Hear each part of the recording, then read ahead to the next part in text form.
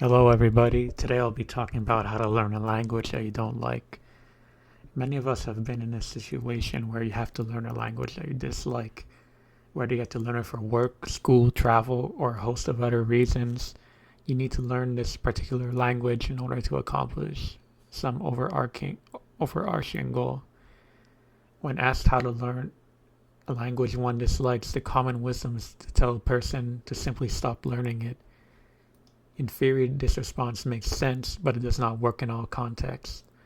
With this in mind, I'll discuss some ways to learn a language even if you do not particularly like it. Firstly, the need to feel passionate for your target language is one of the largest misconceptions in the language learning community.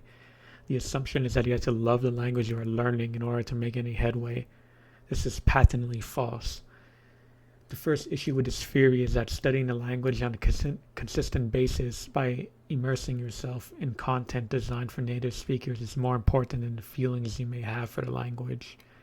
Yes, having a passion can be helpful in that it may make you more willing to put in the work to study on a regular basis, but I believe that it is overstated.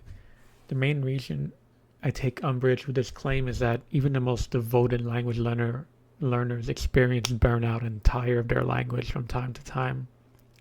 It is impossible to sustain a passion for a language to the extent that you will enjoy studying it every single day. The reality is that when you are trying to master a language, you are in for the long haul. There will be days where you feel like you are making great progress, and there will be others where you will feel like you have hit a brick wall. This is a natural process of the language learning process, and you should not believe those who try to convince you otherwise. Secondly, you can still make great progress in a language even if you are not interested in its culture. Another false assumption in the language community is that you have to engage with the culture of the language by consuming its media and interacting with people in order to be taken seriously. The thing is, you can learn a language well without even interacting with its culture and interacting with people that often. The way to avoid this, I find, is to read about subjects that interest you in your target language. If you are a Tolkienite, for instance, you can read Tolkien's books in translation. If you enjoy video games, you can play a game in your target language. You don't have to limit yourself to reading the classics of your target language that offers to write in a language you are studying. The importance of putting yourself out there and having conversations with people is also overstated. You can keep a journal in your target language and post it on a multitude of websites where native speakers can correct your grammatical errors and offer you feedback. If you don't want to talk to people face to face, you can always chat with people on language exchange apps or websites. Going out on the street and chatting up people is probably not an effective way to learn a language anyways. Many people are introverts and some people just do not like talking that much. There's no one-size-fits-all solution to language learning. In addition, I find that it is important to separate language from the people who speak it. For many of us, negative associations with the language, just as bad experiences of native speakers, can make us dislike a language. I can sympathize with this sentiment, and it's one of the reasons I've disliked learning French.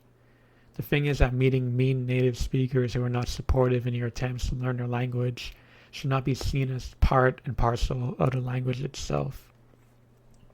Having bad experiences in a language is extremely discouraging, but is not reflective of everyone who speaks your target language. Even if it may not seem like it, there are bound to be people out there who will support you on your journey of learning a language.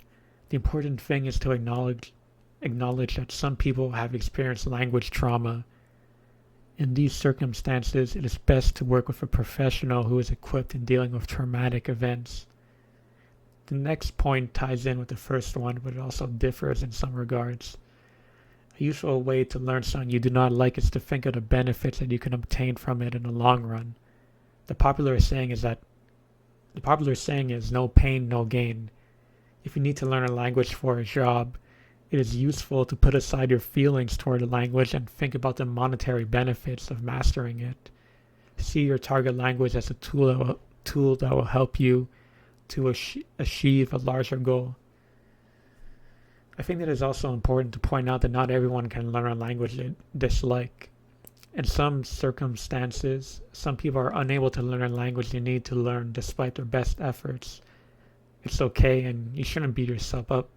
You shouldn't beat yourself up over it. The tips I give are not applicable to every language learner.